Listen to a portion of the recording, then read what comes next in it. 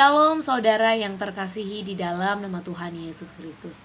Apa kabarnya saudara? Saya harap kita semua dimanapun sedang menonton video ini, kita dalam keadaan yang sehat, dalam keadaan yang baik.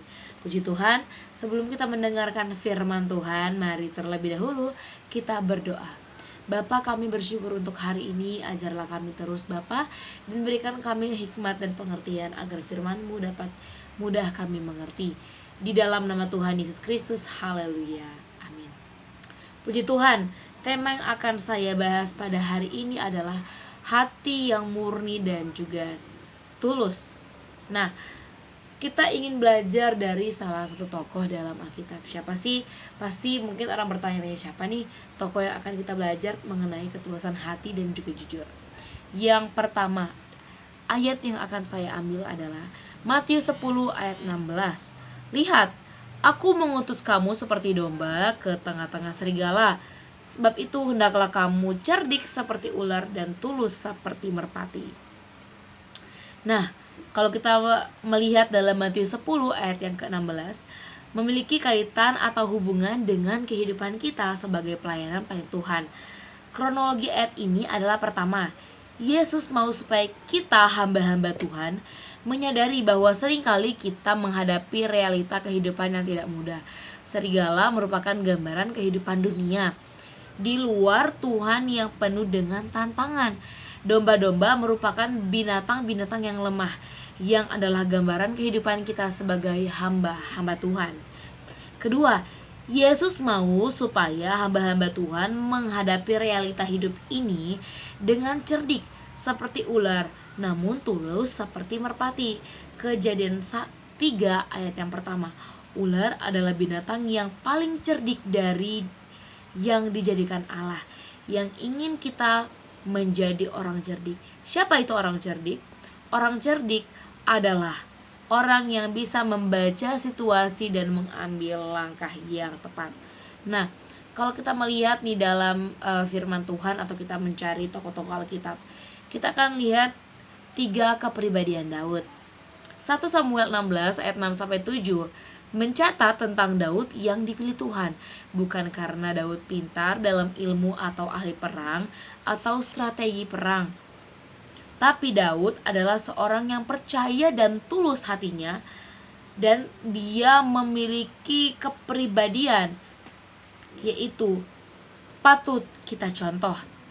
Yang pertama, apa sih sifat hati Daud, sikap hidup Daud yang harus kita contoh? Dalam 1 Samuel 17 ayat 17 sampai dengan yang ke-18, Daud tetap mau diperlakukan sebagai pembantu atau pesuruh untuk mengirimkan makanan ke perkemahan kakak-kakaknya. Daud pergi dengan kerendahan hati, seperti yang dilihat dalam Amsal 22 ayat 4, menyebutkan ganjaran bagi orang yang rendah hati adalah kekayaan, kehormatan, kehidupan.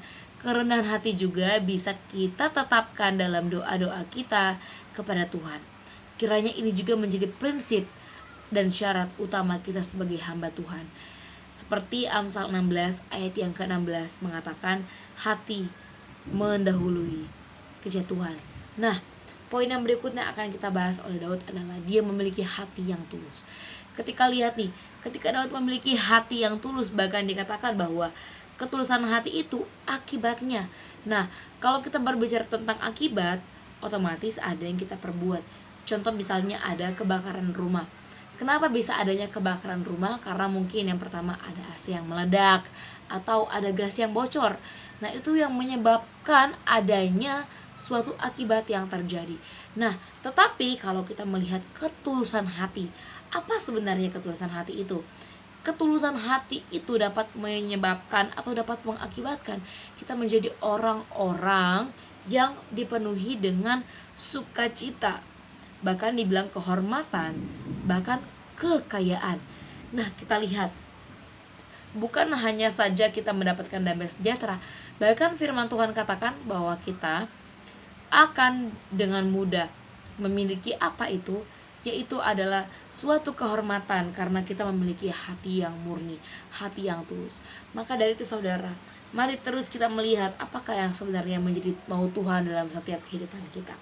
Apakah kita harus menjadi seperti Daud, yaitu perilakunya seperti itu, atau bagaimana?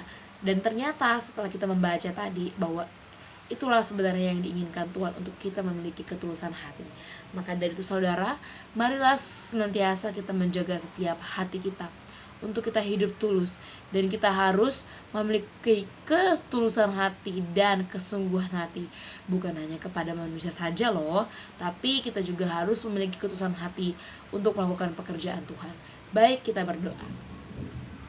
Ajar kami senantiasa Tuhan untuk memiliki ketulusan hati, sama seperti Engkau inginkan dalam setiap pribadi kami. Karena itulah yang menjadi kehendak-Mu, dan biarlah kiranya firman-Mu dapat kami mengerti. Di dalam nama Tuhan Yesus Kristus, haleluya, amin. Puji Tuhan, sampai berjumpa di lain kesempatan, dan Tuhan Yesus memberkati kita semua. Shalom.